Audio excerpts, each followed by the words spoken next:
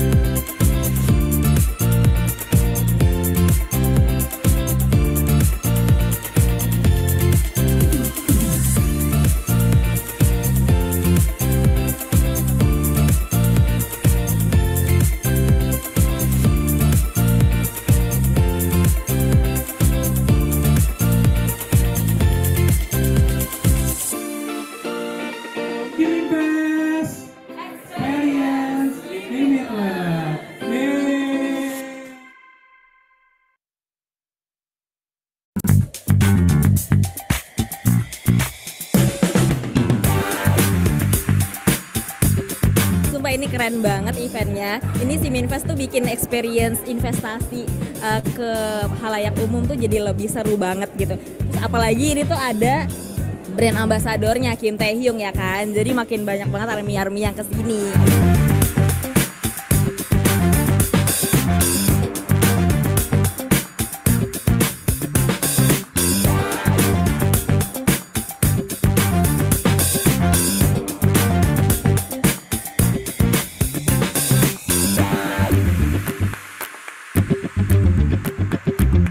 Kebetulan aku pengguna baru, dan untuk daftar Siminvest tuh gampang banget caranya. Udah gitu di aplikasinya itu tuh ada foto-foto brand ambasadornya yang ganteng banget itu kan. Jadi itu kayak lebih mau buka aplikasi terus-terusan gitu loh.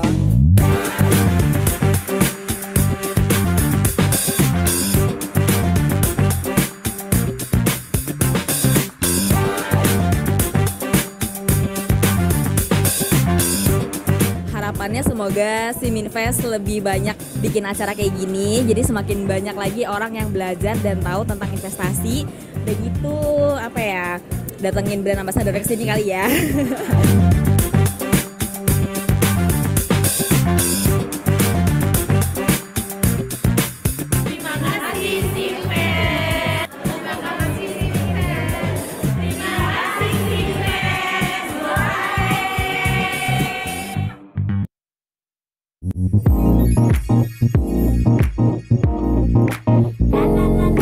네, 안녕하세요. 비입니다. 작년 6월 시민베스트를 통해 서울에서 여러분들과 만날 수 있어 너무 즐거웠습니다.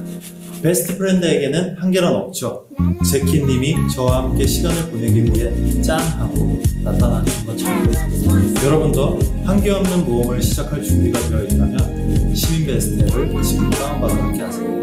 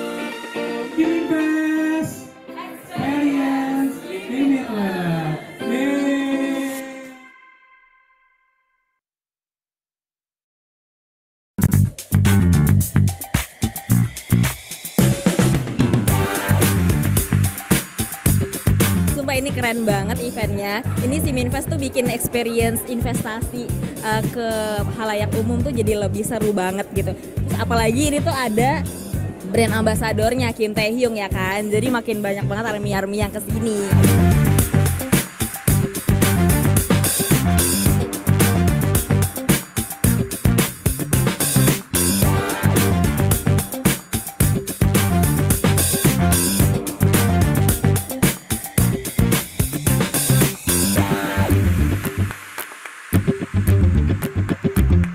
Kebetulan aku pengguna baru dan untuk daftar SIM Invest tuh gampang banget caranya. Udah gitu di aplikasinya itu tuh ada foto-foto brand ambasadornya yang ganteng banget itu kan. Jadi itu kayak lebih lebih mau buka aplikasi terus-terusan gitu loh.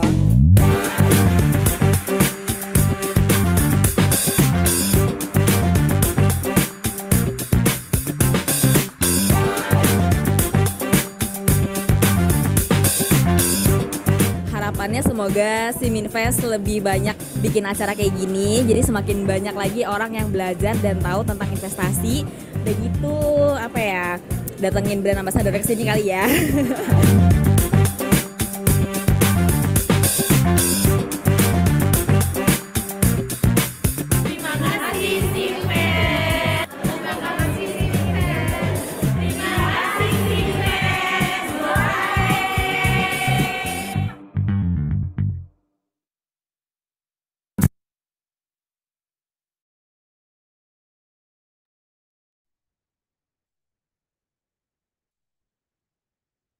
Selamat siang, Bapak Ibu peserta webinar institusi. Saya ucapkan selamat datang kepada para peserta webinar. Sebelumnya, perkenalkan nama saya Dipta sebagai moderator yang akan memandu jalannya webinar pada hari ini.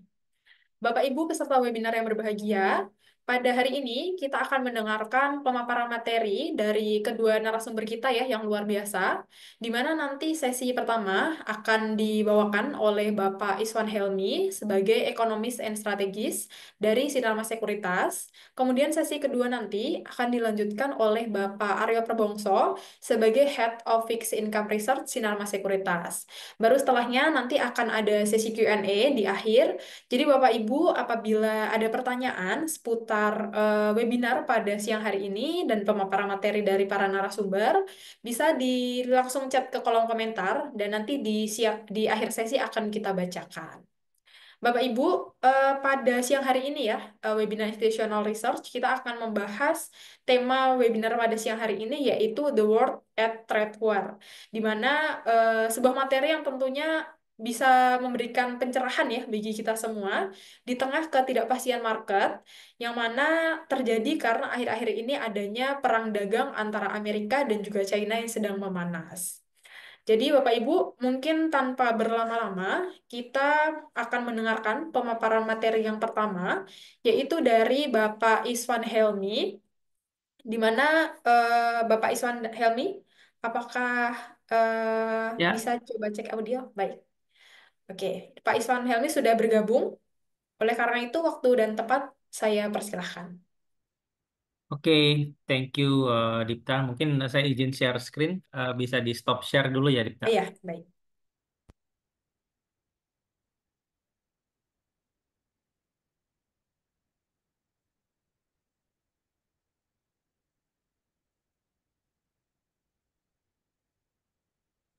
Sudah saya stop share, Pak Iswan? Oke, sudah terlihat screen saya?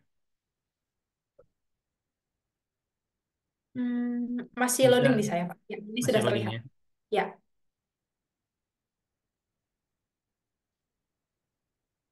Apakah sudah terlihat? Sudah, baik.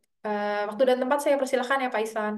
Oke, baik. Terima kasih, Dipta, dan selamat siang, teman-teman. Mungkin ini kesempatan yang menarik untuk kita bahas secara global karena menurut saya 6 sampai 9 bulan ke depan ini sesuatu yang patut kita pertimbangkan sebagai masa-masa yang cukup challenging ya untuk baik untuk ekonomi maupun juga untuk pasar obligasi dan pasar saham. Mungkin kita mengawali sesi dengan membahas apa yang akan terjadi di Amerika dan kita melihat bahwa di Siminvest kita sudah melihat bahwa recession sekarang sebagai baseline kita dan ini akan terjadi jika tidak ada perubahan dari tarif yang sudah diimplementasikan. Mungkin kita run through satu-satu gimana skenario resesi ini bisa terjadi. Jadi mungkin kalau kita lihat dari tarif yang beberapa skenario tarif yang sudah disebutkan atau dipublikasikan oleh Presiden Donald Trump ini berubah-berubah sekali ya. Jadi kalau kita lihat dari tarif yang sebelumnya diperkirakan untuk Cina naik 20% ke 60%, sekarang naik lagi 145%, naik lagi jadi 245%. Dan ini hitungan untuk blended tarif, di mana rest of the world kita perkirakan bahwa mungkin reciprocal tarif yang diumumkan pada Liberation Day kemarin ketika Indonesia disebutkan akan mengalami tarif 32%, mungkin menurut kita itu sesuatu yang mungkin akan cukup dipertimbangkan. Saat ini kita lihat bahwa mungkin negosiasi akan berlangsung cukup alot di 60 hari sampai 90 hari ke depan, dan kita lihat mungkin at the end Presiden Donald Trump mungkin akan melunak dengan memberikan rest of the world tarif itu seragam. Jadi skenario kita saat ini rest of the world akan mengalami tarif seragam di 10%. Artinya ini akan naik cukup signifikan dari 3% ke 10% aja, itu sudah naik 3 kali lipat. Sedangkan kalau kita lihat untuk China dengan bersikeras Donald Trump untuk memberikan tarif 245%, artinya secara total blended tarif saat ini adalah 42% untuk barang-barang yang masuk ke Amerika. Jadi kita akan coba hitung dengan kenaikan tarif yang dulunya itu cuma 4%, karena kalau kita lihat di Trump 1.0, ketika China diberikan tarif sekitar 20%, terus rest of the world itu 3%, blendednya itu cuma 4%. Sedangkan sekarang China dikasih tarif sebesar itu dan juga rest of the world 10%, maka blended tarifnya itu 42%. Pertanyaannya, apakah dengan tarif sebesar 245%, barang-barang Cina masih akan tetap masuk ke dalam Amerika atau tidak? Dan kita coba breakdown kira-kira shares dari barang-barang impor Cina dia yang masuk ke Amerika itu apa aja ya?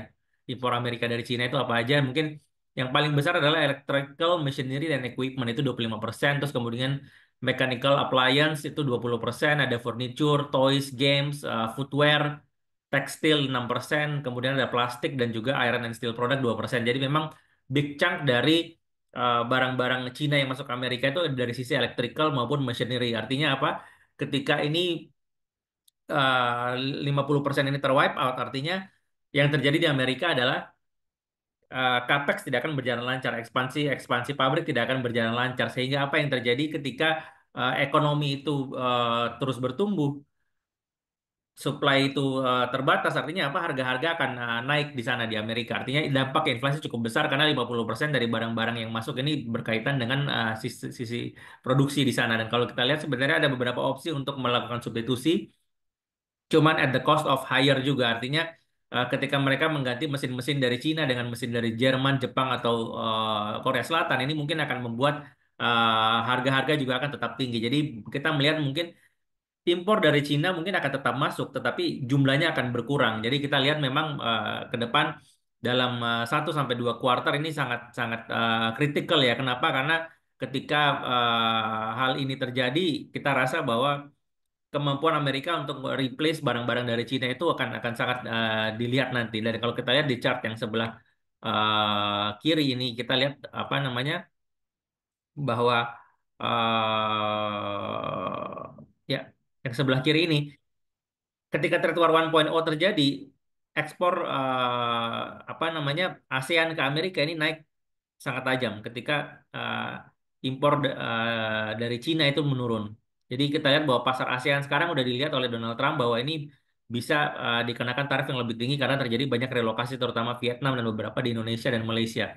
Nah, kita melihat ke depan memang ada beberapa skenario ya. Jadi kalau kita lihat dari skenario awal ketika Trump mengatakan 60% tarif on China, kita melihat itu zero recession risk. Jadi tidak akan, Amerika tidak akan resesi kalau seandainya tarifnya 60%. Dan kalau kita lihat beralih ke 145%, bagi kami recession risk itu 35%.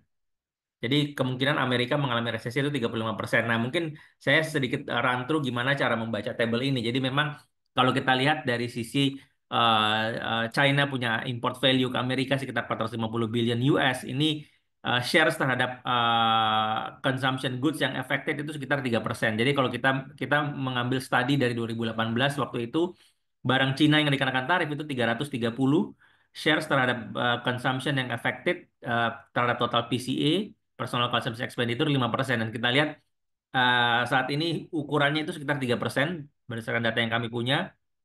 Dan pass-through rate. Pass-through rate artinya apa?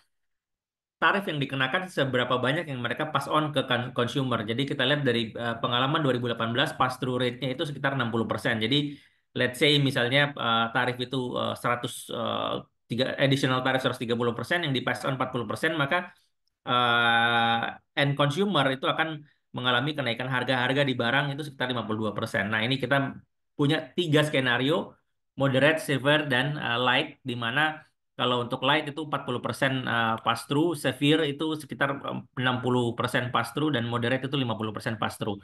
Nah, dari simulasi kami, kalau 145% tarif itu China, maka total CPI impact dari China only itu berkisar antara 1,3% sampai 2%, ditambah lagi rest of the world itu sekitar 0,2 sampai 0,3% dengan asumsi tadi dari 3 naik ke 10%. Maka CPI kalau seandainya rate tarif itu 145%, kita perkirakan bahwa estimated CPI peak itu di angka 4,8% untuk skenario 60% pass through, 40% itu sekitar 4%. Jadi memang range dari 4 sampai 4,8% untuk peak dari CPI, dan kita melihat bahwa dengan skenario ini mungkin Fed tidak akan menurunkan suku bunga terlalu terburu-buru, dan tidak ada juga kenaikan di sini. Dan kita lihat memang consumption reduction. Jadi kalau kita bicara consumption reduction ini memang agak sedikit bervariasi ya, karena ini tergantung bagaimana wage growth, dan kita melihat memang di 2018 kemarin itu wage growth itu cukup tinggi naiknya. Jadi ketika tarif diberlakukan,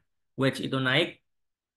Eh, Kemudian kita lihat di sini impact ke consumption mungkin tidak akan sebesar sekarang-sekarang ini, tapi kondisi saat ini berubah banyak, di mana kita tidak melihat adanya potensi kenaikan dari wage growth di tahun ini. Makanya kita lihat bahwa mungkin secara baseline kita mungkin GDP growth kalau seandainya 145% tarif diberlakukan, maka peluang Amerika mengalami resesi, satu dari tiga skenario ini Amerika akan mengalami resesi, di mana kalau 60% pass through dari tarif, US akan terkontraksi 0,2% ekonominya.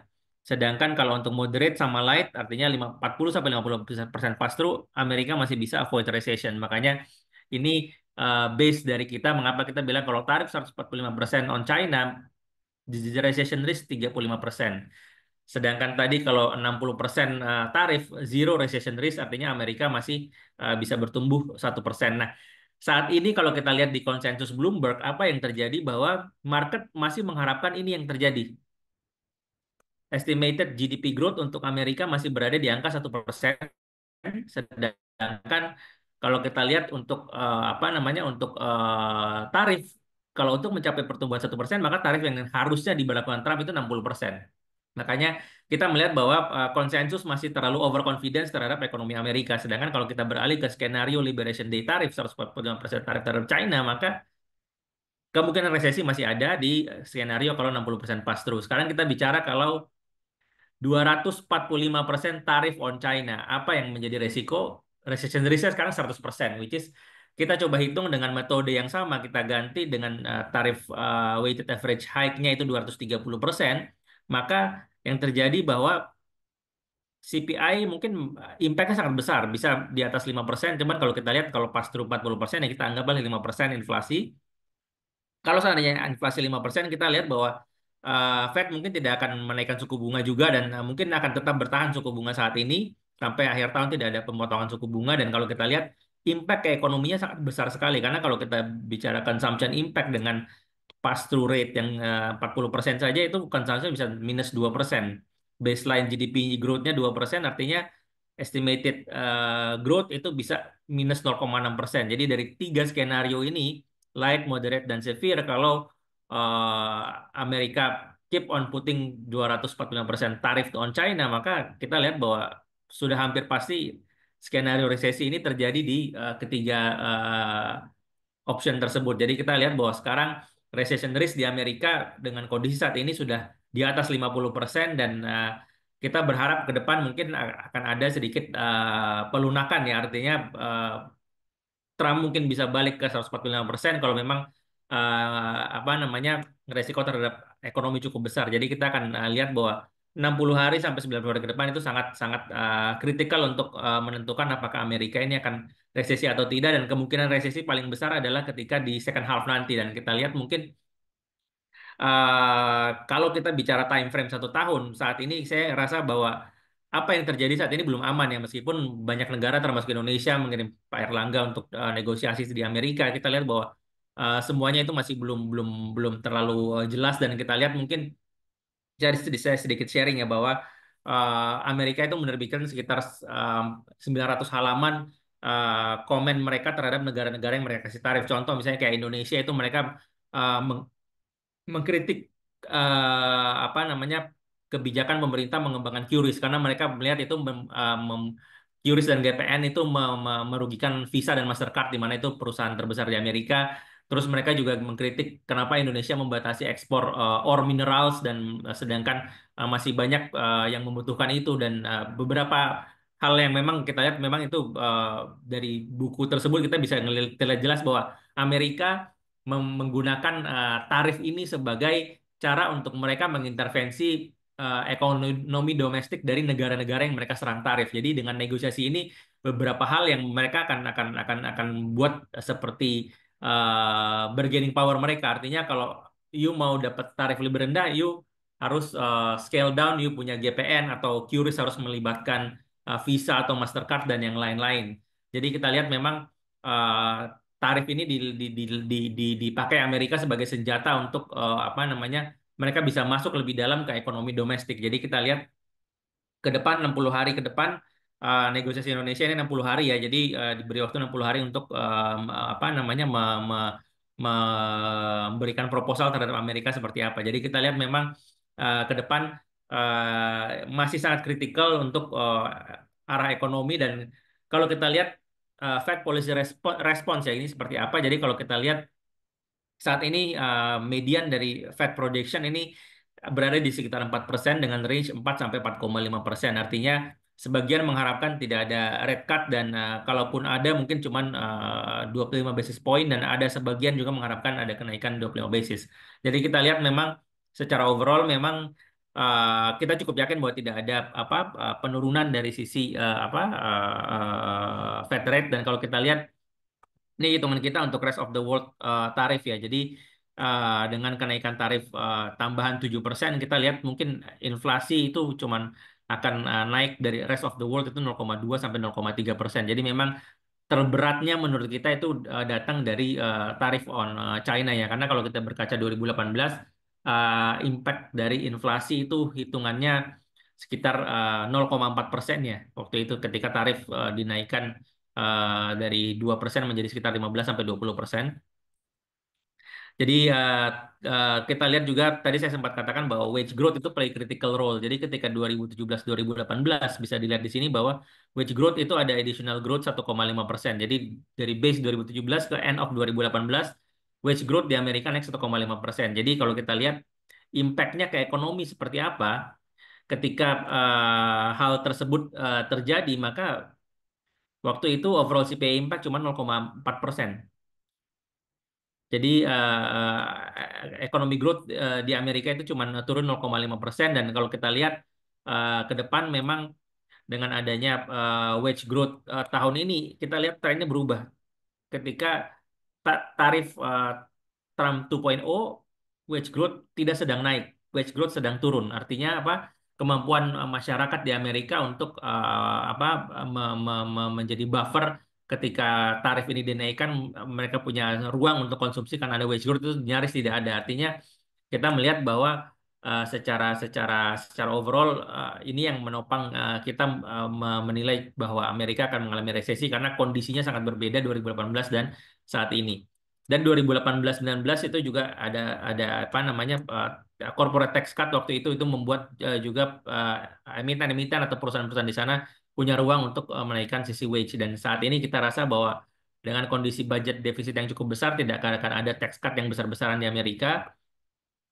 Sementara kalau kita lihat dari sisi US retail sales, 1-2 bulan terakhir ini terjadi pent up ya, artinya front loading karena tarif akan masuk, masyarakat di Amerika itu konsumsi besar-besaran, mereka semua front load, nyetok barang di rumah, sehingga kalau kita lihat retail sales ini memang naik cukup banyak di 2 bulan terakhir. Jadi kita melihat bahwa tren ini mungkin akan selesai ketika bulan April sudah mulai berlakukan tarif, mungkin Mei Juni itu akan mulai turun lagi retail salesnya, dan kritikalnya adalah di third quarter nanti untuk kita melihat Amerika mengalami resesi atau tidak. Karena kalau first quarter pasti ekonomi akan cukup kuat karena terjadi pent up dari sisi retail sales itu konsumsi itu banyak orang yang menumpuk barang.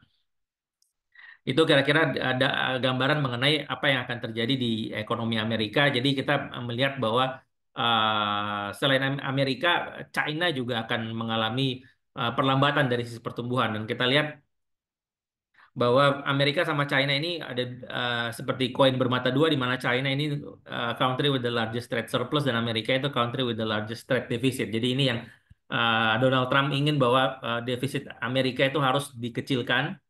Dan kalau kita lihat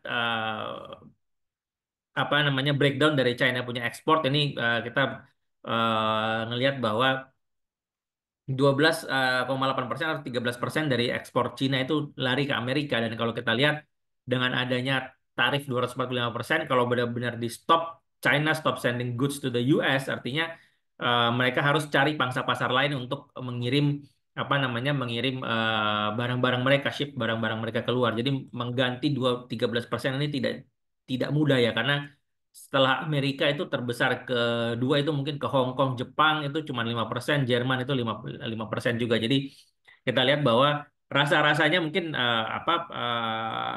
China mungkin akan kehilangan sedikit ekspornya di beberapa tahun mendatang.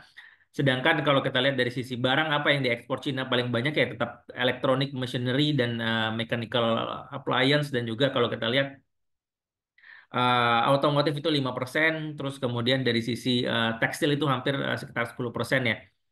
Ada juga plastik ekspor dari China. Dan kalau kita lihat apa yang diimpor oleh China, hampir 30% itu dia impor adalah sumber daya alam, dan paling besar itu adalah crude petroleum itu 15%. Kemudian kalau kita lihat sebenarnya kalau coal itu cuma 2%, tapi majority itu dari Indonesia. Iron ore juga dia impor cukup banyak, itu sekitar 5%.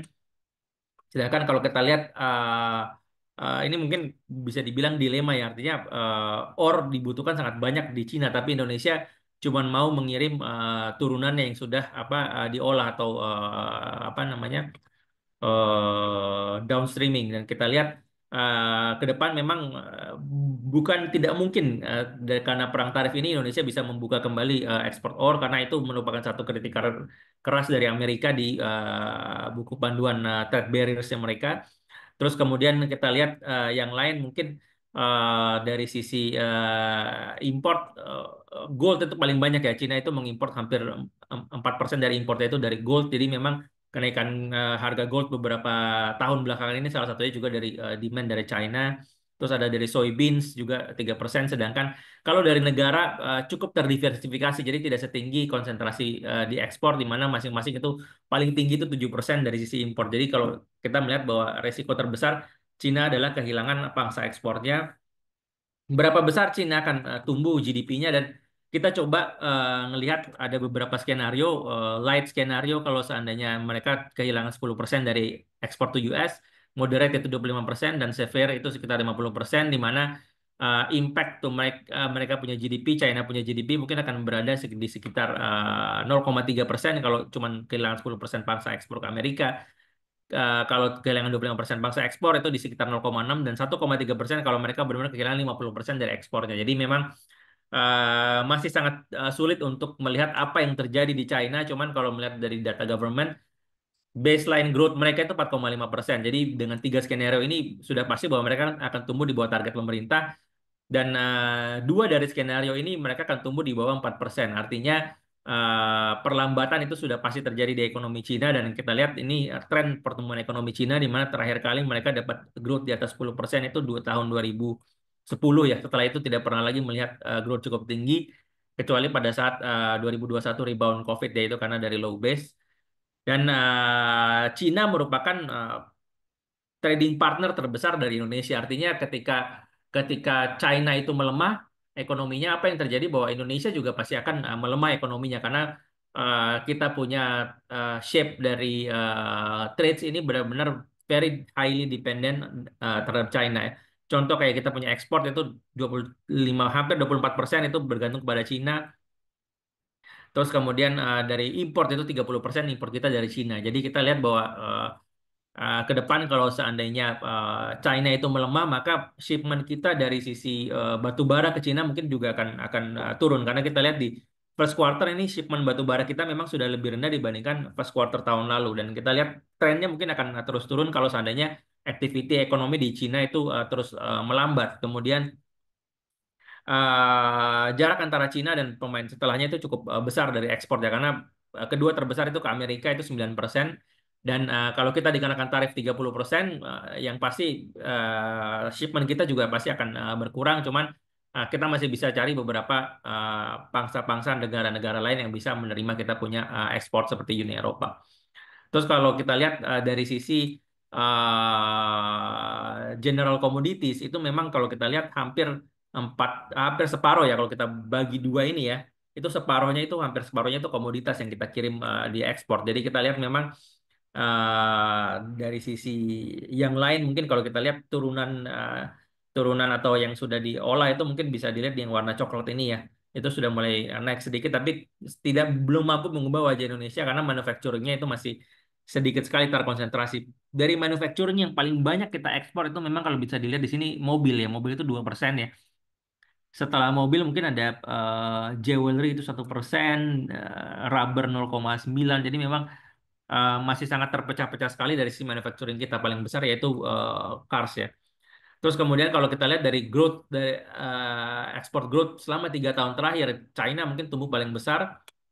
Tapi bisa diperhatikan negara seperti India, terus kemudian Bangladesh itu mengalami pertumbuhan shipment kita ke mereka juga cukup tinggi. Bahkan Pakistan juga tinggi. Artinya kalau kita lihat bahwa negara-negara seperti India, Bangladesh, Pakistan ini sekarang menjadi pusat tekstil di dunia. Bahkan kalau kita lihat kemarin saya ke Europe kita lihat semua barang-barang itu diproduksi made in Bangladesh. Jadi tidak ada barang-barang made in Indonesia atau Vietnam yang masuk di Eropa. Jadi memang Bangladesh itu merupakan salah satu apa namanya hub untuk produksi apa namanya tekstil maupun footwear yang sekarang sedang beralih ke sana. Dan kita lihat ketika Bangladesh itu ekonomi aktivitinya gede, mereka butuh shipment dari sisi coal dari Indonesia juga. Jadi pengiriman batu bara kita ke negara-negara Asia Selatan itu cukup tinggi juga kenaikannya karena memang aktivitas manufacturing mereka cukup tinggi. Jadi ini memang kita lihat bahwa Indonesia lebih sangat terbelakang. Kenapa? Karena pertama kita lihat bahwa saya pernah coba bandingkan apa namanya UMR di Indonesia itu 5 juta, di Bangladesh itu UMR itu sekitar 1,5 juta sampai 2 juta. Artinya ini yang membuat brand-brand besar itu mengambil Bangladesh sebagai apa namanya hub untuk produksi mereka. Jadi kita lihat bahwa Indonesia memang mungkin selamanya akan menjadi eksportir mineral ya karena manufacturing itu udah mulai bukan udah mulai sudah sedang eksodus dari Indonesia ya. Bahkan sepatu-sepatu semua rata-rata sekarang made in kalau nggak Vietnam made in China. Jadi kita lihat ke depan memang resiko bagi Indonesia memang pertama kalau Cina melemah shipment kita ke ekspor melemah. Terus kemudian Amerika kalau kita dikenakan tarif besar, ekspor kita ke Amerika juga turun. Sedangkan risiko kedua adalah dumping dari China. Jadi kita lihat bahwa ketika trade war 1.0 itu 2018 barang-barang dari China semua masuk banyak ke Indonesia. Artinya apa yang nggak bisa mereka kirim ke Amerika itu mereka melihat bahwa Indonesia dengan 250 juta penduduk ini menjadi pasar yang empuk. Jadi kita sangat takutkan ini mungkin terjadi, mungkin China bisa dumping lagi, tapi kelihatannya mungkin di tahun depan 2026 ya. Jadi kita coba untuk nanti di bagian Indonesia kita akan bahas bagaimana outlook 2026. Lebih baik too early ya untuk membahas 2026 karena ini bagi apa portfolio manager untuk melihat jangka menengah Indonesia itu seperti apa. Dan kalau kita lihat dari sisi import memang tadi saya katakan 30% itu dari China dan kalau kita lihat impor terbesar sebenarnya kalau dari komoditas paling besar kita impornya adalah oil and gas. Karena oil kita udah dihabisin sama zaman Orde Baru, artinya sekarang kebutuhan kita makin besar, kita mau nggak mau impor oil. Dari sisi growth juga sama, bahwa China itu growth-nya paling besar. Terus kemudian 3 tahun terakhir mineral fuels, oil, itu masuk dari itu tadi ya, crude oil itu impornya naik sampai 100%-an dalam beberapa tahun terakhir. Nah, ini kita mungkin lihat sedikit sensitivity terhadap ekonomi China. Jadi ketika Cina melemah 1 percentage point, Indonesia itu biasanya ekonominya turun 0,2 sampai 0,3 basis point. Jadi ada tiga skenario yang kita kita terapkan di sini dan ketika ekonomi China tadi kita punya ada tiga skenario ini kira-kira translate ke Indonesia seperti apa dan kita lihat memang from China only mungkin GDP kita akan baseline-nya ke angka 4,8 persenan. Bahkan kalau China tumbuh 3,5% dan commodity prices terus weaken itu mungkin kita bisa turun ke 4,7%. Jadi to determine impact dari 1 percentage point pelemahan ekonomi Cina ke Indonesia itu 0,2 atau 0,25 atau 0,3 itu depends on what?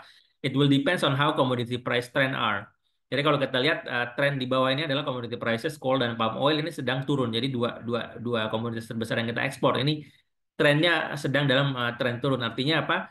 Proyeksi kita mungkin akan berada di sini. Jadi setiap 1 percentage pelemahan ekonomi Cina, mungkin Indonesia akan melemah 0,25 sampai 0,3. Jadi lebih ke higher end. Sedangkan untuk detailnya gimana ekonomi Indonesia, mungkin kita akan bahas di Indonesia punya outlook. Dan kalau kita lihat berikutnya, kita masuk ke Indonesia. Jadi memang monthly trade balance menurut kita first quarter masih oke ya, doing oke dengan rata-rata 3,6 miliar US dollar kemarin ya, rata-rata first quarter. Second quarter kita lihat mungkin masih akan cukup baik di atas 3,3 miliar dolar dan resiko terbesar ada di second half. Jadi hitungan kita mungkin dari sisi trade surplus ini akan turun ke sedikit di bawah 1 miliar US dollar dan akan rebound sedikit di atas 1 miliar US dollar di fourth quarter dan secara rata-rata memang 2025 kita perkirakan bahwa rata-rata 12 bulan trade surplus kita akan turun di angka 2,2 miliar US dollar dibandingkan 2024 itu 2,6 miliar US dollar dan mungkin ada beberapa faktor. Yang pertama tadi kita lihat bahwa commodity prices is on the downtrend. Artinya kita tidak bisa mereplicate ekspor komoditas kita yang fourth quarter kemarin itu bisa mencapai 30 miliar dolar. Mungkin rata-rata di 3 kuartal berikutnya akan hanya di sekitar 25 miliar dolar. Kemudian rebound sedikit ke 26 atau 27 miliar dolar di kuartal 4. Sedangkan yang patut diperhatikan adalah non komoditi. Jadi kalau dari sisi ekspor yang chart yang paling atas, non komoditi kita itu di fourth quarter kemarin itu sampai 42 miliar dolar, first quarter turun 40 miliar, mungkin di second quarter masih ada kita bisa ship cukup besar, mungkin di cukup cukup baik di second quarter di sekitar 40 miliar, tapi masuk ke third quarter, fourth quarter kita perkirakan memang shipment kita tidak akan setinggi tahun lalu. Artinya biasanya third quarter, fourth quarter ekspor non komoditas kita itu naik lebih tinggi dibandingkan first half.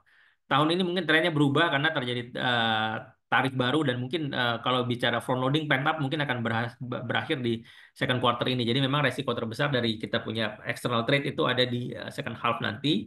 Sedangkan kalau dari sisi apa namanya ini call ya, yang atas ini adalah call prices. Jadi harga batu bara ini kita perkirakan memang akan sulit untuk balik ke atas level 100 ya. Jadi di first quarter rata-rata 109 dan second quarter kita lihat bahwa mungkin 95 kan $95 per barrel akan jadi floor baru ya untuk harga batu bara dan um, rebound mungkin akan terlihat nanti di fourth quarter ke 98. Jadi will hardly see above 100 dollar per ton. Dan kita lihat memang mungkin baru akan recover balik ke $100 per ton itu di tahun 2026 ya, ketika outcome dari trade war ini sudah terlihat jelas. Kemudian dari sisi CPO price, yang bawah ini adalah CPO price, kita sudah melewati masa-masa di atas $1.000 per ton untuk CPO price dan kita lihat mungkin sama seperti coal, angka 1.000 mungkin jadi angka yang cukup sulit kita lihat di tahun ini dan kita lihat mungkin ke depan di 2026 mungkin harga CPO bisa turun ke 900. Jadi baseline kita CPO price tahun depan $900 per barrel. Jadi kita lihat memang karena CPO itu sangat berkorelasi langsung ya terhadap konsumsi global. Jadi dampaknya akan lebih terasa dibandingkan coal karena contoh kayak China itu keep stocking coal ya. Artinya selama China masih membeli coal dengan secara besar-besaran kita rasa mungkin harga harga batu bara akan tetap stabil mendekati level 100. Sedangkan kalau kita lihat berikutnya mungkin tadi saya sempat katakan bahwa trade surplus kita mungkin tahun ini akan turun di 2,2, tahun depan seperti apa? Tahun depan akan lebih rendah lagi di sekitar 1,7 miliar dolar per bulan di rata-rata 2026. Jadi asumsi kita seperti apa tahun depan? Jadi seperti saya katakan tadi bahwa CPO mungkin kita masih lihat bahwa akan turun dari rata-rata tahun ini 980 dolar per ton ke 900. Kemudian dari coal itu mungkin akan stabil di sekitar 100, dan kalau kita lihat dari sisi volume, jadi shipment coal kita tahun ini mungkin cuma 375 juta ton, tahun kemarin masih di atas 400 juta ton, dan mungkin kalau seandainya China keep reducing slowly dia punya import batu bara, mungkin 2026 kita bisa ship cuma 350 juta ton. Jadi memang ini masih sangat dynamic sekali dari sisi forecast 2026. Terus kemudian dari sisi CPO mungkin akan lebih stabil ya, meskipun harganya itu tadi turun, tapi kita lihat bahwa shipment CPO di beberapa tahun belakangan itu sangat dekat dengan angka 22 juta ton. Dan kalau kita lihat, saya cukup berharap bahwa iron and steel ini bisa membawa dampak yang signifikan. Jadi karena volume ekspor iron and steel kita itu slowly udah mulai naik dari 21 juta ton di 2024. Kita perkirakan tahun ini mungkin 22 juta ton. Ada kemungkinan bisa reach 25 juta ton tahun depan kalau seandainya ramping up dari smelter Freeport dan juga dari Aman Minerals itu mulai meningkatkan kapasitas produksinya. Jadi dengan harapan seperti itu mungkin bisa membawa in total kalau kita bisa naikin 3 juta ton shipment iron and steel aja, mungkin ini impactnya sekitar 300 juta dolar secara setahun. Jadi memang secara bulanan 300 juta dolar ekspor secara bulanan ya. Jadi kalau tanpa adanya kenaikan iron and steel volume di 2026, kita lihat mungkin average monthly trade balance kita cuma 1,5-an juta dolar tahun depan di 2026. Jadi kita berharap banget bahwa ramping up dari smelter-smelter mega smelter yang baru berproduksi ini harusnya bisa jalan terus di 2026. Ini kira-kira gambarannya, dan mungkin kalau efek dari dumping China ini mungkin bisa paling terlihat nanti dari sisi impor, di mana raw material imports mungkin bisa naik dari 135 jadi 138 miliar dolar selama juta dolar di tahun depan ya. Dan kita lihat ke depan mungkin apa pelemahan dari oil and gas, oil price juga harusnya membuat kita punya ekspor oil itu menurun, dan impor kita juga harusnya slowly akan turun di tahun depan karena oil price mungkin akan stay low di tahun depan. Dampak ke konsumsi seperti apa, dari ke GDP seperti apa, dan kita lihat memang di sini highlight paling utama adalah dari sisi external balance ya. Jadi kalau kita lihat di contributions di 2025 dan 2026 mungkin negative contributions dari external balance itu bisa mencapai 0,4 sampai 0,6 percentage point ya untuk ke total GDP. Dan tahun kemarin 2024 itu nggak ada kontribusi dari external balance, it's doing okay, tetapi tahun ini mungkin merah ya dari sisi external balance. Dan kalau kita lihat dari sisi household consumption, kita lihat mungkin tahun ini masih di bawah 5%. Mungkin kita baru lihat recovery di tahun depan ya, 2026 baru consumption bisa di atas 5%, dan kita asumsikan bahwa secara gradually ini akan naik per tahun itu paling tidak 0,1% sampai mencapai angka 5,3% di tahun 2029. Dengan harapan bahwa roll out dari makan siang gratis ini bisa full scale secepatnya. Kemudian dari sisi government expenditures, penghematan anggaran yang dilakukan pemerintah mungkin akan membuat government expenditures pertumbuhannya melambat di 2025 cuma 2,1%. Slowly baru akan picking up di beberapa tahun mendatang, dan investment ini yang menurut kita kunci dari Danantara ya, di mana kita cukup optimis bahwa dengan adanya Danantara ini bisa menggerek kita punya investment growth yang biasanya pada zaman Jokowi 2 itu cuma 4-5%. Paling tidak tahun ini kita targetkan di angka 6%. Even dengan investasi tumbuh 6% tahun ini, external balance itu drag out cukup banyak. Kita punya GDP, kita cut ya proyeksi dari tadinya 5% menjadi 4,7%. Jadi kita lihat beberapa house asing juga sudah mulai cut, dan angka 4,7 ini udah mulai banyak yang berkisar di 4,7-4,8 ya sejak adanya trade war kemarin. Dan kita lihat ke depan 2026, kita lihat bahwa dengan trade surplus itu dari 2,2 turun menjadi 1,7, kita cukup yakin bahwa GDP growth mungkin akan berkisar sama di tahun ini 4,7 sampai 4,8. Jadi chance kita untuk balik ke 5% tahun depan mungkin agak sedikit sulit karena bahkan kita lihat drag dari external balance semakin kencang di tahun depan karena trade-nya akan kerasa di tahun depan ya karena bisa dibilang tahun ini mungkin bukan full year impact tapi tahun depan itu full year impact benar-benar kerasa dan baru akan recover kapan 2027. Jadi 2027 kita lihat mungkin harusnya external balance masih negatif tapi bisa compensate dengan investment growth yang balik ke angka 7%, terus government spending slowly akan balik di atas 4% juga dan secara long term kita melihat bahwa if everything goes in place artinya Danantara bisa menopang investasi dan biasanya investasi cuma 4 ribuan triliun bisa naik jadi 5.500 triliun di beberapa tahun mendatang.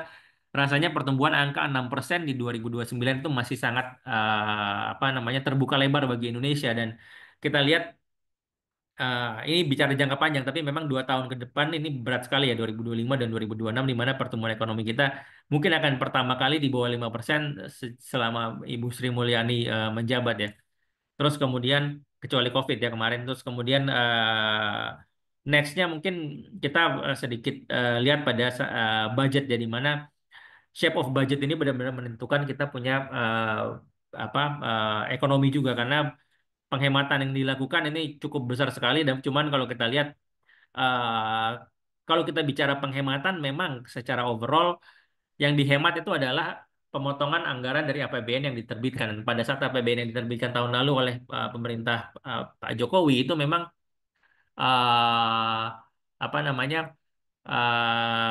pemerintah Pak Jokowi itu memang sedang apa cukup tinggi-tingginya ya optimis sekali pada saat itu di mana kita lihat budget apa namanya budget untuk expenditure itu naik dari 3.300 triliun menjadi hampir 3.600 triliun artinya naik 300 triliun artinya kalau kita mengambil balik penghematan dilakukan 300 triliun artinya membalikan apa yang diset oleh Pak Jokowi itu cukup tinggi banget diturunkan menjadi sesuatu yang lebih normal. Artinya kalau kita lihat secara year on year dengan penghematan yang terjadi maka expenditure kita secara secara secara 2024 ke 2025 mungkin akan stagnan atau tumbuh sedikit. Jadi artinya impact ke ekonomi tadi government spending masih tumbuh sekitar 2%. Sedangkan kalau kita lihat dari sisi penerimaan negara juga bahwa harusnya penerimaan negara mungkin sedikit turun dibandingkan tahun 2024 tapi tidak terlalu turun jauh banget ya karena kita bisa melihat dari dua cara ya. Artinya kita bandingkan dengan 2024 atau kita bandingkan dengan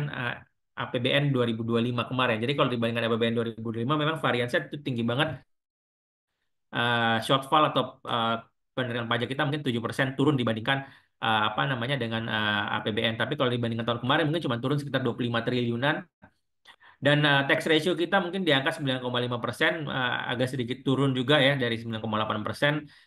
Dan kalau kita lihat dari sisi penghematan yang paling besar itu terjadi di mana mungkin kita akan lihat infra budget kita akan di cap di atas di bawah 300 triliun dibandingkan target pada saat sebelumnya 425 triliun. Terus kemudian education budget itu naik karena free meals dan yang lain mungkin regional funds ini akan hemat sekitar 50 triliun. Terus kemudian belanja-belanja non kementerian lain itu mungkin akan turun sekitar 25 triliun. Artinya secara total mungkin penghematan yang kita targetkan terjadi itu sekitar 200 triliun. Jadi dari target pemerintah hemat 300 triliun mungkin realisasinya menurut kita akan lebih ke arah 200 triliun penghematan karena kalau dihemat lagi 300 triliun government spending di GDP mungkin tumbuhnya akan lebih kecil lagi sehingga drag down ke GDP kita akan makin besar. Jadi kita lihat bahwa angka penghematan 200 triliun itu sudah cukup cukup apa namanya cukup cukup cukup baik. Sedangkan kalau kita lihat berikutnya mungkin dari sisi current account ini memang ada potensi di 2025 current account kita balik di atas 2% dan 2026 mendekati angka 3% dengan skenario yang tadi kita bicara bahwa trade surplus kita dari 2,2 miliar itu akan turun jadi 1,7 miliar tahun depan dan ini akan membuat rasanya dengan current account deficit yang kembali melebar korelasi terhadap rupiah cukup cukup tinggi di mana ketika kita punya current account balance itu negatifnya makin jauh rasanya mungkin rupiah kita di first quarter kemarin rata-rata 16,6 mungkin second quarter 16,750 16,8 kemungkinan end of year di fourth quarter bisa break 17.000 dan kita lihat memang sooner or later dan kenapa kita cukup bearish kita itu paling banyak di third quarter fourth quarter karena tadi bahwa impact Amerika resesi mungkin akan ada di towards end of the year. Ketika Amerika resesi mungkin pull out capital outflow juga akan cukup besar dari aset-aset berisiko, sehingga kita lihat bahwa pertama rupiah mungkin akan mengarah ke 17.000, terus kemudian berikutnya kalau kita bicara dari policy rate di USA projection tadi sempat saya katakan bahwa Fed mungkin tidak akan cut di sini ya, jadi suku bunga tetap. Kemudian 10-year yield agak sulit untuk turun di bawah 4% ya. Jadi sempat kemarin 4,5 turun lagi 4,3, sekarang balik lagi ke 4,4. Jadi mungkin once US mengalami resesi, kita lihat bahwa mungkin ada potensi bahwa US 10-year yield itu shot up ke angka 5% before year end. Jadi ini merupakan salah satu skenario dari sisi Amerika kami ya, bahwa yield akan shot up. Sedangkan kalau kita lihat yield to interest rate spread, artinya perbandingan yield dan interest rate di Amerika ini biasanya positif ya. Jadi ketika inflasi tinggi 2000 apa namanya 2021 2022 ini yield to interest spread itu negatif. Cuman kita lihat bahwa sekarang mungkin sekarang nol ya. Nggak ada mirip antara Fed sama 10-year yield, mungkin akan balik ke level positif nanti ketika third dan fourth quarter, dan kita lihat ke depan korelasinya ke Indonesia gimana. Jadi yield spread mungkin dengan kita di sekitar 250 basis ya, seharusnya kita punya 10-year yield itu masih bertahan di atas 7% ya sampai beberapa waktu mendatang, dan worst case skenario mungkin bisa ke 7,3 sampai 7,5% untuk 10-year yield kita.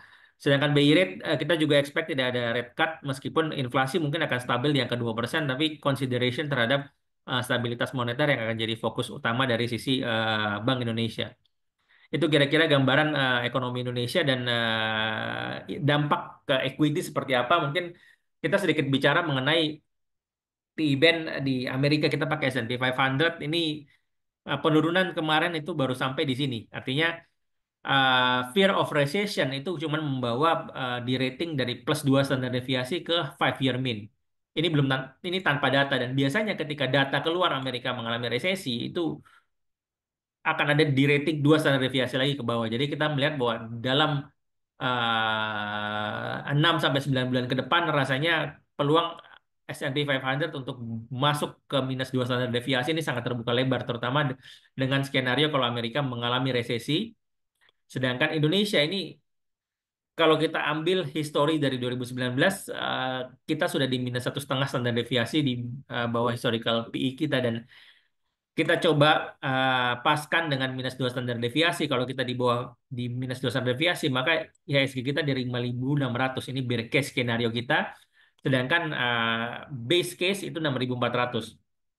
6.400 itu merupakan base case kita. Artinya pada saat ini minggu-minggu terakhir ini, beberapa minggu terakhir kita diperdagangkan sedikit di base case kita. Kalau bull kita di berapa, di 7.100, which is itu sekitar 12 kali PE, dan bear kita di 9,5 kali PE. Jadi kita melihat bahwa peluang dalam jangka pendek bukan tidak mungkin karena kita masih bisa rally ke 7.100 sebelum Amerika mengalami resesi ya.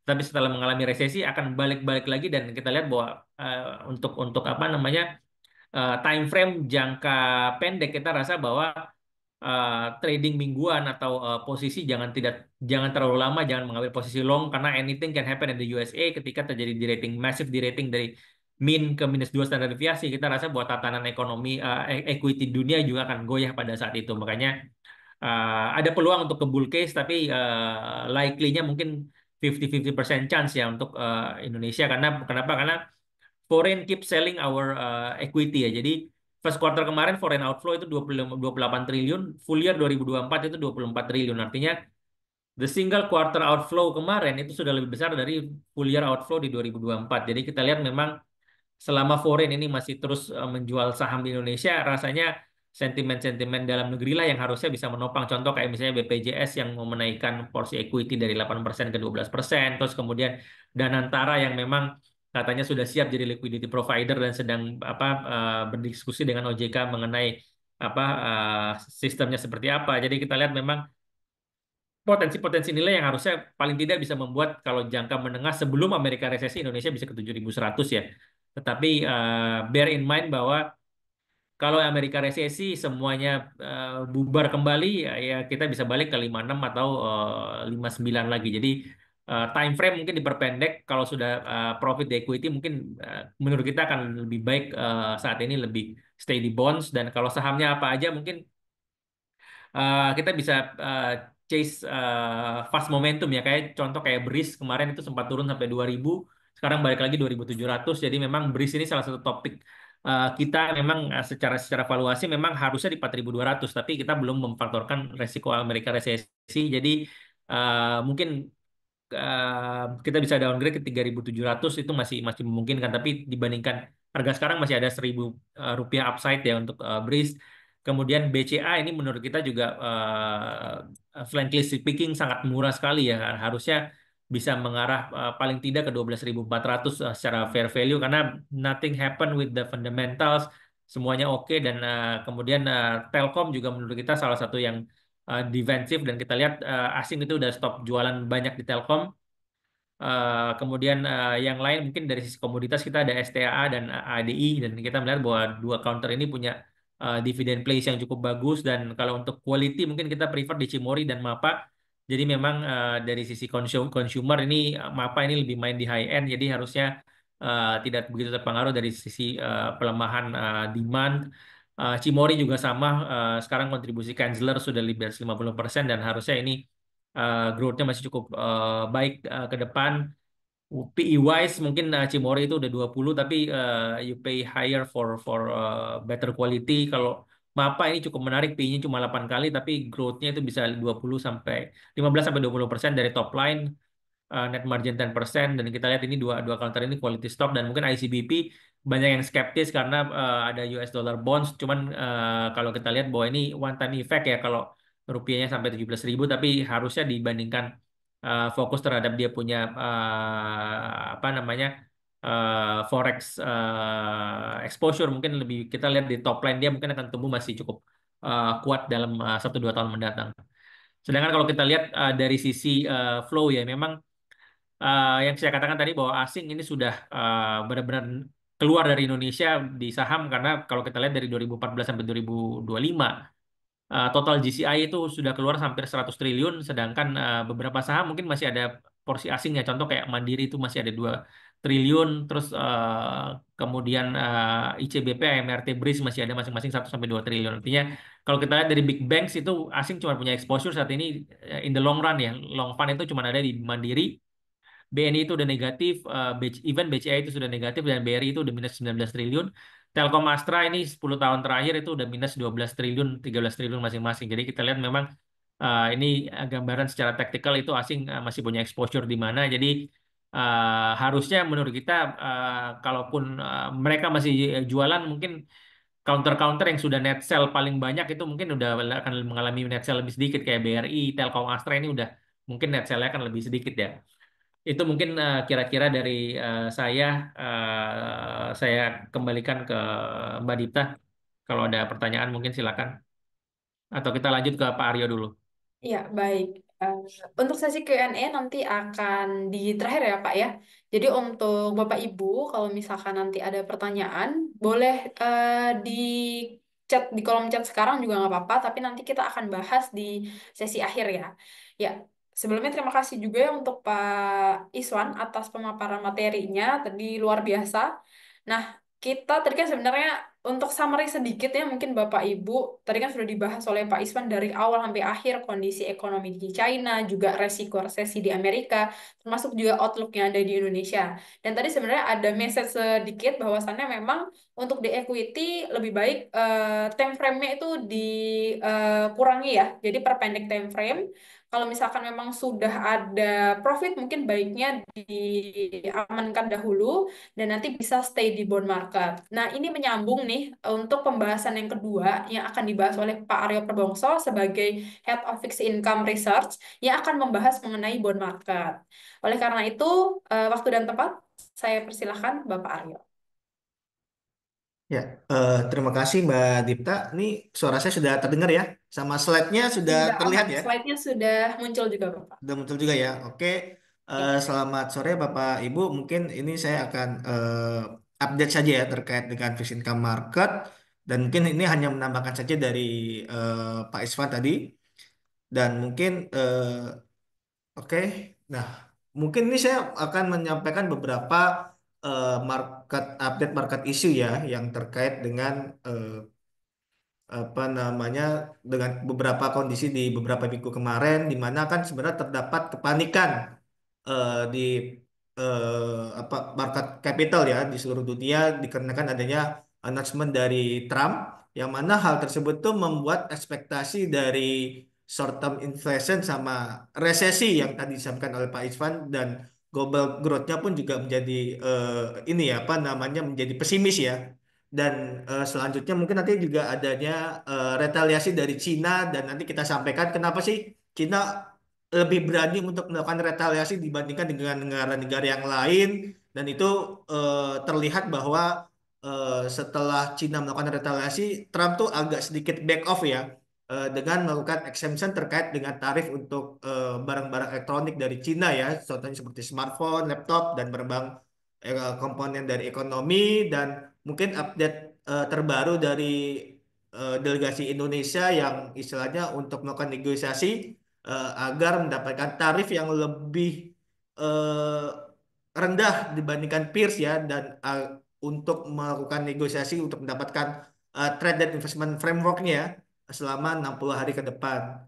Dan secara outlooknya, secara globalnya dari jangka pendek ke jangka mediumnya, kami berpikir mungkin market ini tidak akan recover secara sepenuhnya balik kembali seperti sebelum pengumuman yang Trump kemarin ya. Kecuali kalau misalnya Trump menghapus semua kebijakan tarif policy-nya atau Fed melakukan cut rate.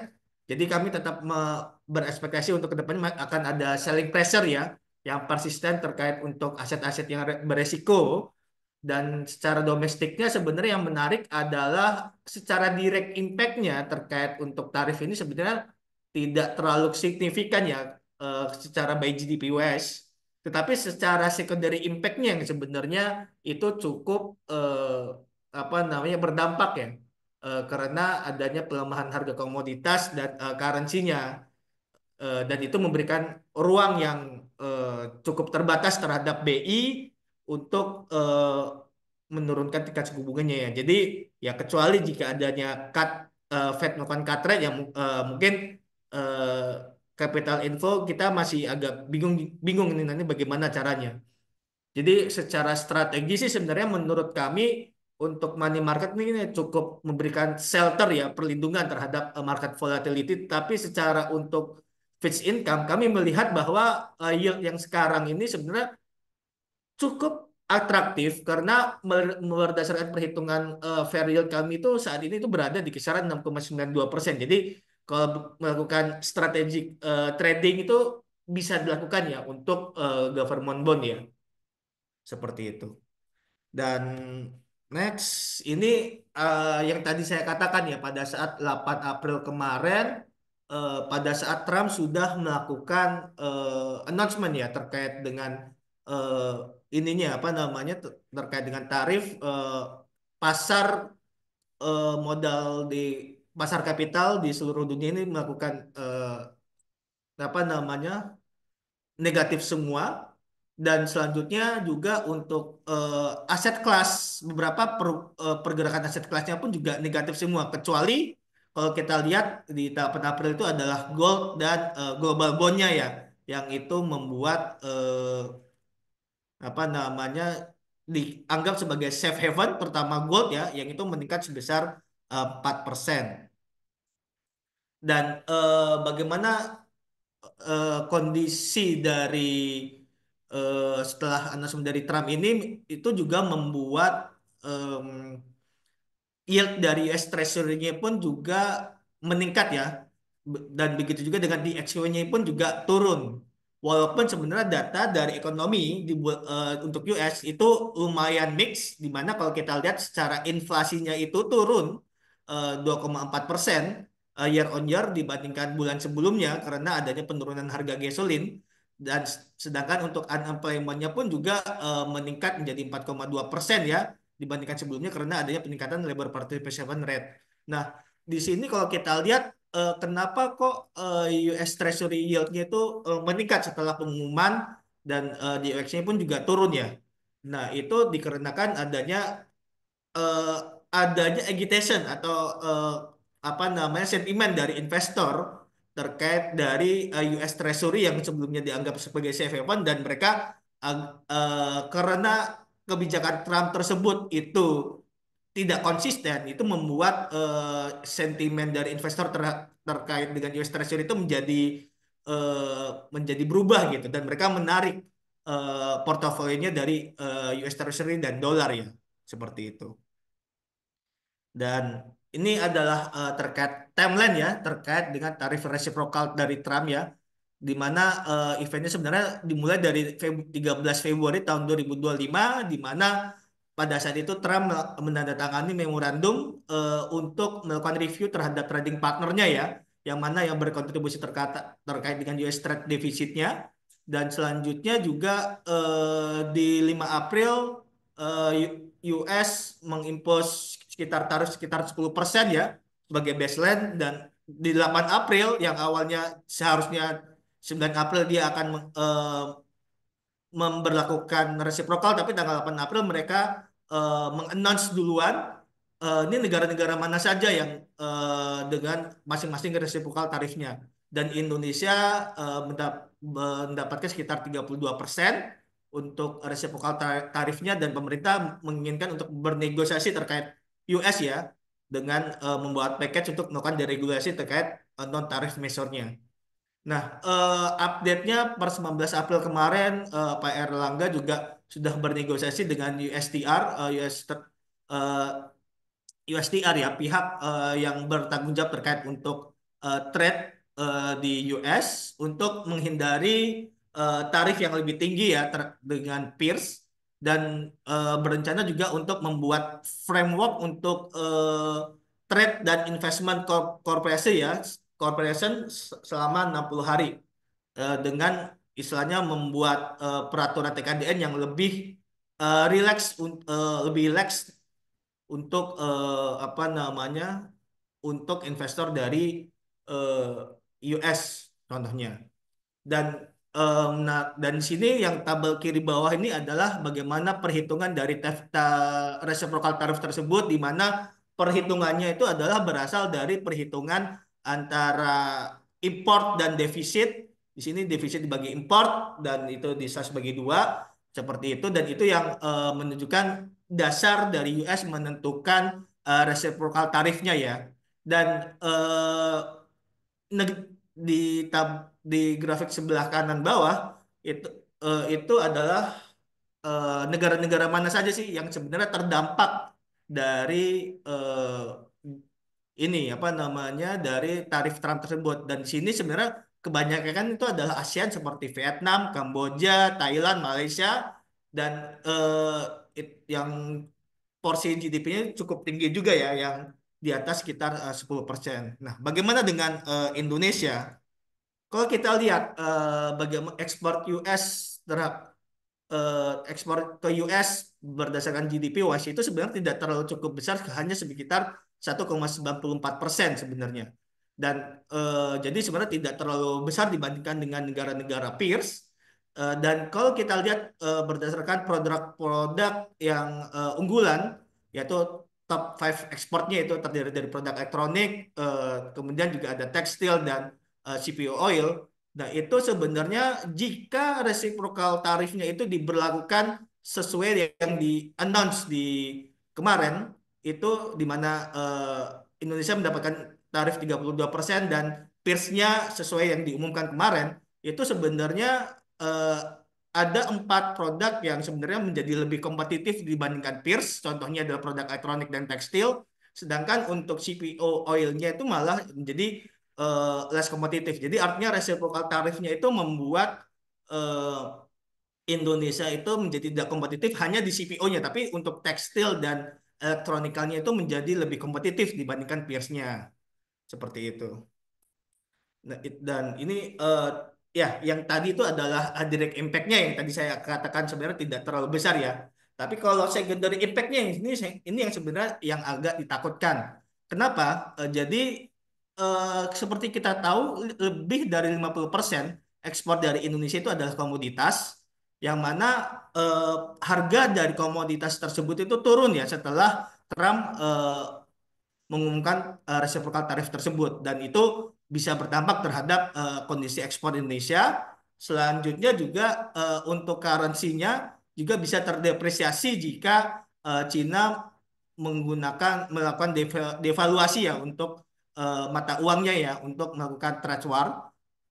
Dan jika Cina melakukan tersebut maka rupiah juga bisa terdepresiasi juga karena terlihat bahwa memang linkage antara rupiah dengan Cina Cina yuan itu pun juga cukup cukup ini ya cukup cukup sama lah untuk pergerakannya seperti itu. Dan di sini sebenarnya adalah terkait dengan dampak tarif terkait untuk global growth memang kita tahu itu negatif kalau hitung-hitungannya sekitar negatif 0,17% dan dampaknya itu sebenarnya lebih besar US daripada Cina ya kalau kita lihat dan itu kenapa kok lebih besar US? Sorry, maaf. Itu yang pertama adalah kondisi supply supply chain vulnerability-nya. Jadi artinya apa? Jadi maksudnya adalah US manufacturing itu sebenarnya lebih membutuhkan bahan baku dari Cina itu lebih besar daripada Cina ke US. Di mana kalau Cina input dari bahan baku untuk manufaktur US itu sekitar 3%. Jadi kalau misalnya terkena tarif bisa mencapai 245%, itu bisa membuat peningkatan risiko inflasi ya di US sendiri. Sedangkan kalau dari Cina sendiri itu dependensinya itu tidak terlalu besar dibandingkan US dan itu memberikan leverage di Cina jika melakukan trade wars ya.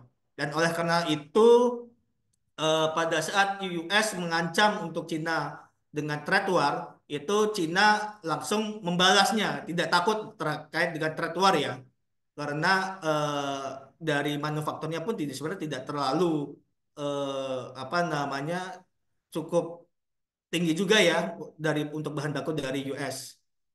Di mana kalau kita lihat ya di bulan April ini ada sekitar 9 event yang US dan China itu saling berbalas untuk trade war-nya tanggal 2 April contohnya US dikenakan 34% langsung dibalas tanggal 4 April. Tanggal 7 April diancam untuk ditambahkan 50%. Nah, tanggal di 9 April dari awalnya 84%, ancamannya dinaikkan menjadi 104% oleh Trump, kemudian diretaliasi langsung oleh Cina 84% dan langsung dinaikkan lagi oleh US sebesar 145%. Kemudian tanggal 11 April Cina meningkatkan tarifnya menjadi 125%. Dan tanggal 12 April seperti yang tadi saya katakan bahwa beberapa perusahaan dari US itu sebenarnya membutuhkan bahan baku atau komponen dari Cina sehingga membuat Trump itu mengexem beberapa produk elektronik dari Cina untuk tarif yang baru itu 145% ya. Contohnya untuk smartphone, komputer, dan yang lain-lain. Dan walaupun setelah itu tanggal 15 April Trump menandatangani mengancam lagi akan mengenakan tarif sebesar 245% ya. Karena karena ketergantungan yang cukup tinggi dari US ke Cina terkait dengan rare earth ya atau tanah jarang ya, mineral tanah jarang. Dan next itu adalah tadi respons dari Cina. Bagaimana dengan respon dari negara-negara lain ya? Secara mayoritas untuk negara-negara ASEAN dan India itu sebenarnya mereka memilih eh, negosiasi untuk apa namanya untuk menghandle tarif untuk resiprokal tarif tersebut ya. Sedangkan untuk India tersebut adalah untuk India mereka sama juga menggunakan untuk negosiasi juga dengan US.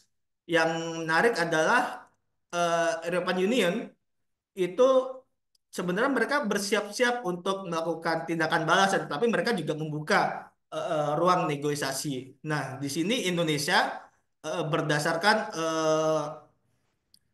apa namanya pengumuman dari Kemendak bahwa ada 3 hal yang nanti rencananya akan disodorkan ke US. Yang pertama itu adalah deregulasi untuk barrier non-tarif measure seperti TKDN, import license, dan ICT sektor. Kemudian juga akan meningkatkan import dan investment dari US dan menyiapkan fiskal dan non-fiskal insentif ya untuk meningkatkan impor dari US ya, serta memaintain kompetitif ekspor ke US-nya. Ya, dan saat ini masih dalam kemarin tanggal 19 April ya baru disampaikan bahwa akan ada akan ada framework terkait untuk trade dan investment cooperation yang akan selesai selama 60 hari lagi ya untuk Indonesia dengan US. Dan selanjutnya mungkin ini update terkait dengan eh, untuk fiskal kita ya, di mana sebenarnya ini kondisinya cukup kabar kabar gembira karena kondisinya ini cukup membaik untuk revenue state kita yang sebelumnya di bulan Februari itu negatif 20,9% secara year on year, itu di bulan Maret kemarin itu meningkat menjadi pertumbuhannya itu sebesar 16,8% secara year on year ya, negatif. Jadi negatifnya berkurang ya dikarenakan sudah untuk sistem baru New Cortex ini sudah berjalan, walaupun sebenarnya non tax revenue itu turun karena harga komoditas pun turun ya. Dan selanjutnya government spending sudah cukup meningkat di bulan Maret ini sebesar 272 dibandingkan dengan bulan sebelumnya itu 167 dikarenakan adanya alokasi untuk sekolah, terus kemudian juga adanya medical check up, serta adanya THR juga ya, yang kemarin dikeluarkan, dan selanjutnya eh, fiskal defisit. Jadi karena peningkatan dari government spendingnya itu lebih besar daripada peningkatan revenue, itu membuat fiskal defisitnya itu menjadi melebar menjadi sampai dengan 104,2 triliun, yang mana itu memungkinkan kemungkinan adanya potensial budget revisi ya di second half 2025 ya.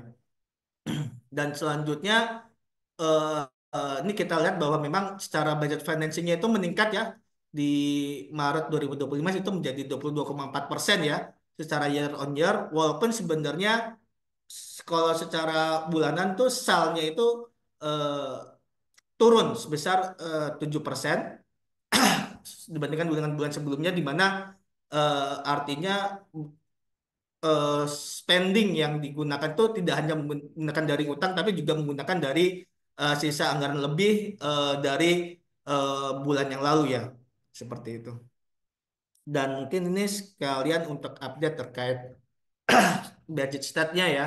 Per 11% kemarin sebenarnya sudah isu sekitar 374 triliun atau sekitar 26,2% dari total budget tahun 2025, yang targetnya itu adalah 1.429, tapi kami memprediksikan kemungkinan akan terbit tidak 1.400 tapi sekitar 1.353 triliun ya, walaupun sebenarnya sudah ada program realokasi. Dan selanjutnya ini mungkin adalah terkait dengan kondisi di Indonesia ya pada saat Trump melakukan announce terkait dengan Trump tarif policy tersebut ya. Di mana kalau kita lihat capital sorry untuk rupiahnya sebenarnya seperti kita tahu itu mengalami depresiasi di tanggal 9 April itu mencapai 16.800, dan akhirnya pun juga sebenarnya terapresiasi juga ya di bulan tanggal 14 kemarin karena adanya pengumuman tarif exemption dan adanya intervensi dari BI ya untuk pasar MDF. Dan kalau kita lihat capital flow-nya di minggu kemarin itu cukup tinggi sebesar 24,4 triliun, di mana itu sebagian besar itu adalah SRBI sekitar 10,47, sekitar 7 triliun, dan equity sekitar 5 triliun ya. Yang mana kalau kita lihat terlihat juga yield dari Indonesia itu meningkat mencapai 7,02%, dan itu membuat spread yieldnya dengan US itu menjadi 2,56% ya. Dan sehingga kami memprediksikan nanti pada minggu ini BI itu mungkin akan maintain untuk rate policy-nya itu masih tetap di 5,75% ya, karena tujuannya untuk menstabilize untuk apa namanya untuk rupiahnya ya.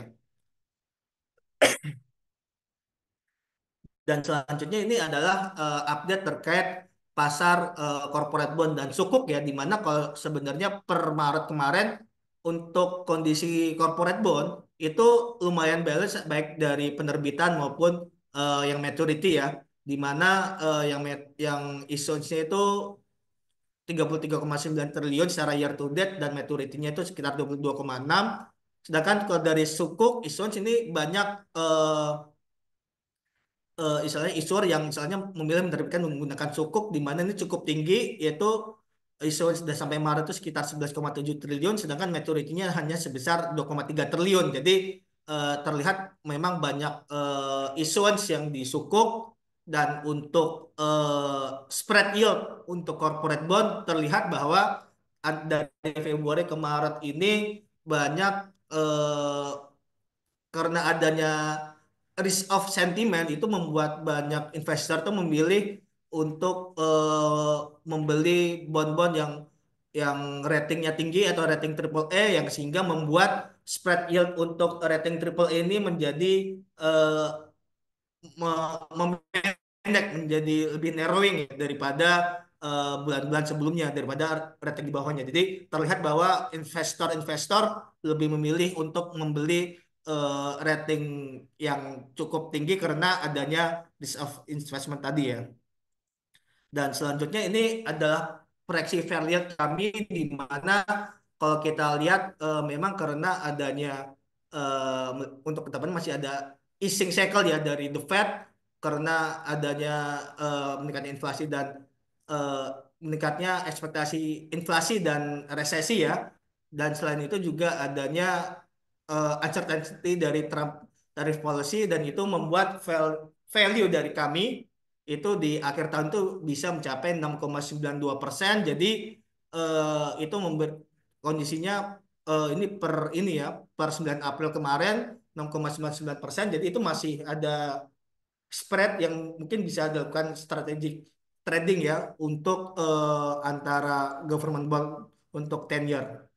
Dan untuk spread yieldnya eh, kalau kita lihat untuk yang rating triple A, double A, dan single A, ini kami melihat secara ekspektasinya adalah itu mungkin lebih narrowing yang untuk di triple A ya, di mana kita lihat artinya memang karena kondisi risk of sentiment ini banyak investor itu memilih menempatkan uangnya itu lebih yang lebih bond-bond yang lebih berkualitas, yang lebih defensif. Jadi terlihat bahwa spread yieldnya itu yang lebih pendek itu adalah di triple A sebesar 12 basis point, sedangkan untuk yang double A itu hanya sekitar 11 basis point ya, antara eh, kuartal 1 sampai kuartal 4, dan untuk single A-nya pun hanya sekitar 6 basis point.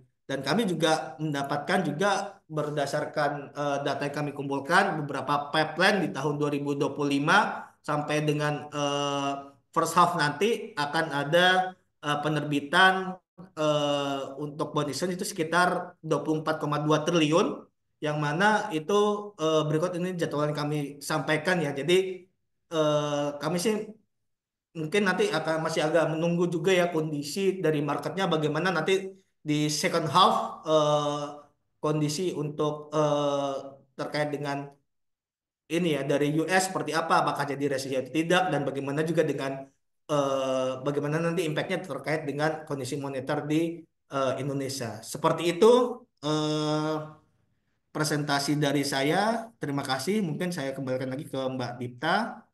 Terima kasih. Baik, terima kasih Pak Aryo atas pemaparannya. Bapak Ibu, saat ini kita mau masuk ke sesi Q&A ya. Kalau kita lihat di sini juga sudah ada beberapa pertanyaan yang sudah ada di kolom komentar ya, Pak Isvan dan juga Pak Aryo. Mungkin kita langsung saja masuk ke pertanyaan pertama. Ini ada dari eh, Ini menanyakan perihal melihat tren global, apakah era suku bunga tinggi dan konflik dagang akan menjadi new normal? Jika iya, bagaimana kita sebagai investor, pelaku bisnis, atau pembuat kebijakan harus meresponnya gitu. Karena tadi juga disampaikan ya oleh Pak Iswan bahwasannya memang di tahun ini mungkin kita nggak bisa expect adanya cut rate ya. Jadi sampai akhir tahun kemungkinan masih akan sama cut rate-nya baik dari The Fed maupun dari Bank Indonesia. Jadi apakah ini akan menjadi new normal baru nih Pak untuk market kita saat ini? Dan kira-kira sebagai investor dan pelaku bisnis ataupun pembuat kebijakan ya, kira-kira harus merespon seperti apa terkait dengan era suku bunga tinggi Ya, ini? terima kasih Dita. Untuk pertanyaan dari Pak Gregorio Stanley ini kita lihat bahwa memang new normal bisa dibilang suatu hal yang harusnya kita ekspektasi bahwa kondisi seperti ini akan sulit oleh central bank baik di Indonesia maupun di Amerika untuk melakukan cut rate. Dan kalau kita bicara new normal rasanya bukan new normal, hanya mungkin akan berlangsung dalam waktu jangka menengah. Artinya di 2026 ada peluang untuk cut rate lebih dalam. Artinya apa? Kalau Amerika sudah masuk resesi, kita rasa bahwa mau nggak mau Fed akan cut sangat banyak. Karena dengan suku bunga yang lebih tinggi itu akan sangat membebani ekonomi, dan ripple efeknya adalah apa namanya delinkuensi atau kredit macet akan tinggi. Jadi kita lihat memang trigger untuk Fed bisa cut banyak itu adalah US resesi. Jadi tadi kalau saya sempat katakan mungkin peluang resesi cukup besar di atas 50% untuk semester 2 nanti, dan rasanya once fall into recession mungkin Fed akan melakukan cut rate mungkin cukup besar ketika apa namanya resesi itu terjadi. Jadi so far mungkin kita lihat mungkin first quarter lah, mungkin first quarter tahun depan itu akan ada cut rate yang cukup banyak. Jadi kita lihat bahwa bukan new normal tapi transisi saja, bahwa tanpa adanya penguatan suku bunga tahun ini.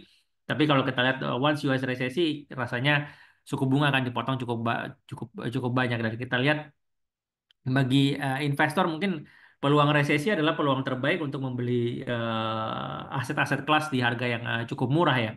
Dan mungkin ditambah lagi kalau untuk apa pelaku bisnis rasanya wait and see. Kenapa? Karena kalau untuk dengan rupiah kayak gini ekspansi berdasarkan impor mungkin akan sangat mahal. Terus kemudian dari sisi suku bunga masih tinggi untuk bisa dapat apa namanya pendanaan. Jadi kita lihat mungkin bagi pelaku bisnis mungkin wait and see, dan pembuat kebijakan kita rasa mungkin pemerintah masih akan sangat sibuk ya dengan negosiasi terhadap Amerika. Karena kalau kita tahu 60 hari itu bukan waktu yang singkat, jadi kita lihat mungkin fokus pemerintah saat ini adalah negosiasi dengan Amerika. Dan kita sih berharap bahwa selain dari negosiasi Amerika ya mungkin roll out makan siang gratis maupun Danantara, operasi pasar Danantara itu bisa dilakukan secara cepat, harusnya bisa cukup baik untuk menstabilkan market. Jadi bagi investor terutama ya kalau resesi pasti akan menyiapkan dana cukup banyak, karena kita tahu bahwa dari seluruh bilioner list di Forbes itu cuma Warren Buffett yang punya kekayaan naik 12%. Kenapa? Karena dia shelter di US Treasuries ya. Jadi sebelum Amerika itu isu resesi makin kencang, begitu dia tahu Trump ini akan naik, dia langsung jual saham Apple semua, dan nggak semua, masih ada sisa 30% dia jual, dan dia pindah likuiditasnya lebih banyak di US Treasuries. Jadi kunci saat ini sebenarnya yang pemenangnya yang paling banyak cash. Jadi ketika market itu downtrend, kita mau beli apa aja di bawah, yang penting punya peluru. Itu sih mungkin kalau dari saya. Lanjut ke pertanyaan berikutnya mungkin Dipta. Oke, terima kasih. Mungkin sebelumnya Pak Aryo ada yang mau ditambahkan terlebih dahulu terkait pertanyaan pertama dari Pak Giorgio Stanley. Sudah cukup menurut saya dari Pak Isvan. Terima kasih. Oke, baik. Kalau begitu kita masuk ke pertanyaan kedua ya Pak ya. Ini pertanyaan dari Pak Sukmanata. Selamat sore, terima kasih atas semua materinya. Saya ingin bertanya, dengan meningkatnya fragmentasi global dan resiko geopolitik, apakah ada perubahan struktural ya dalam potensi investor terhadap sovereign bonds atau corporate bonds gitu. Jadi kira-kira preferensi investor sekarang untuk market bond seperti apa nih? Mungkin ini pertanyaannya lebih ke Pak Aryo ya. Ya, terima kasih Tita. Jadi mungkin sebenarnya preferensinya itu mungkin sebenarnya bukan terjadi perubahan terkait dengan sovereign bond dengan corporate bond ya, karena masih tetap sama aja ya, karena kan kalau kita lihat sebenarnya kalau dari sisi safe haven kan lebih tinggi sovereign ya daripada corporate bond ya. Cuma tadi ya yang slide yang saya sampaikan tadi adalah saat ini malah pada saat terjadi volatility atau adanya news dari Trump yang bisa bisa terjadi mendadak itu membuat banyak orang menarik riski asetnya dari eh, misalnya dari ekuitas itu dan itu pindah ke gold yang tadi saya sampaikan terjadi adanya peningkatan gold ya sekitar 4% secara mantumannya. Dan itu dan untuk corporate bondnya pun sebenarnya perubahannya itu adalah lebih ke untuk ke ratingnya sebenarnya. Jadi yang sebelumnya investor itu mencari yield yang mungkin lebih tinggi ya dengan rating yang mungkin tidak terlalu tinggi juga tidak apa-apa mungkin misalnya rating single A tetapi em, saat ini yang tadi saya sampaikan bahwa terdapat pergeseran eh, spread yield yang narrowing ya untuk rating yang triple A ya dan itu artinya memang investor-investor yang awalnya dari apa tadinya itu untuk rating single itu masih tidak apa-apa itu saat ini menaruh uangnya itu di rating triple A gitu. Tapi untuk kalau kita bandingkan antara sovereign dan corporate bond ini sebenarnya tidak terlalu ada perubahannya sih sebenarnya masih sovereignnya itu sebenarnya mungkin lebih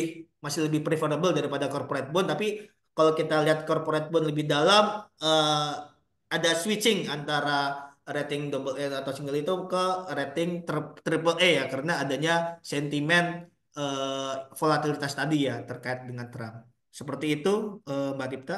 Oke, Terima I kasih. see. Jadi preferensinya bukan ke jenis bondsnya tapi lebih ke ratingnya ya Pak ya. Betul, betul. Oke, I see. Oke, semoga menjawab pertanyaan untuk Pak Sukmanata. Nah, ini mungkin pertanyaan terakhir ya, tapi kalau misalnya Bapak Ibu masih ada pertanyaan juga masih boleh chat kolom komentar. Ini so far pertanyaan terakhir dari Pak Oki dari Sinarmas. Bagaimana pandangannya terkait kenaikan royalti perusahaan komoditas dan kebijakan DHI SDA? Menurut Pak Isvan dan juga Pak Aryo, apakah efeknya tuh negatif atau positif atau bagaimana ya, baik untuk moneter dan kinerja perusahaan yang terkait? Ya, mungkin aku langsung jawab ya. Jadi kalau Ya, silakan. dari sisi kenaikan royalti kita rasa bahwa ini dampaknya mungkin akan terasa di beberapa emiten, tapi spesifiknya nanti mungkin akan dibahas oleh komoditi analis kita ya. Nanti Pak Oki akan kita kontak dari sisi komoditi analis kita dan kalau dari sisi kebijakan DHE dan SDA kita rasa bahwa dampak mungkin tidak akan terlalu berpengaruh banyak ya karena flow dari outflow dari capital market bonds maupun saham ini mungkin akan lebih besar jumlahnya. Jadi meskipun DHI itu 100% ditahan, kita rasa mungkin selama masih ada capital outflow itu rupiah mungkin masih akan cenderung melemah dan kemudian efek positif negatifnya ya mungkin harusnya dengan adanya DHESDA mungkin akan lebih lebih jadi buffer ya. Tetapi kalau untuk royalti kalau kita lihat mungkin dari sisi royalti ya bikin kita punya produk tidak kompetitif dibandingkan yang lain. Cuman kalau kita lihat secara secara total mungkin kalau mungkin saya lebih fokus bahas di kenaikan TBA ya tarif batas atas yang kayak misalnya coal kemarin biasanya diskon harga FOB coal kita itu sekitar 70-an% terhadap global price dengan adanya TBA kemarin itu kita punya FOB coal kita itu sudah di atas 80%. Jadi itu dampaknya cukup cukup cukup baik untuk mengurangi potensi penurunan dari sisi export value dari coal kita. Jadi kita lihat memang itu cukup cukup berpengaruh dan terlihat bahwa memang negara-negara kayak Cina, India masih tetap ambil meskipun kita naikin TBA-nya kemarin. Itu mungkin jawaban dari saya. Oke, baik. Terima kasih Pak Iswan. Dari Pak Aryo, apakah ada tambahan? Kalau dari saya sebenarnya setuju ya dengan pandangan Pak Irswan tadi, memang mengatakan bahwa untuk kebijakan DHI ini mungkin eh, masih tidak terlalu signifikan karena ini lebih ke jangka panjang ya. Karena kan jangka pendek itu adalah selama masih ada capital outflow ya rupiah masih ini ya masih tetap volatile. Jadi ya mungkin saat ini masih memang tidak terlalu terlihat ya dampaknya untuk DHE seperti itu. Untuk yang sisanya sih saya sih setuju dengan Pak Isfan. Terima kasih. Oke, baik. Karena itu tadi pertanyaan terakhir ya, Bapak Ibu, Pak Isvan dan juga Pak Aryo. Terima kasih banyak atas pemaparan materi dan juga jawabannya dari pertanyaan-pertanyaan. Karena sudah tidak ada pertanyaan lagi, mungkin kita ini berarti sudah memasuki akhir sesi webinar pada sore hari ini, Bapak Ibu. Terima kasih semuanya yang sudah mengikuti kegiatan webinar. Terima kasih juga untuk para narasumber kita. Mungkin Bapak Ibu juga berkenan juga boleh memberikan feedback form ya untuk pelaksanaan webinar kita pada sore hari ini. Misalkan mau ada request materi ataupun juga terkait feedback positif dan konstruktif untuk webinar pada sore hari ini, silahkan scan barcode yang ada di depan supaya kita bisa terus meningkatkan ya service dari Sinarmas Sekuritas. Mungkin seperti itu, Bapak Ibu. Terima kasih sekali lagi atas partisipasinya. Sampai bertemu di webinar Market Outlook di bulan depan. Saya Dipta dari Sinama Sekuritas, izin untuk pamit undur diri. Terima kasih. Terima kasih. Terima kasih.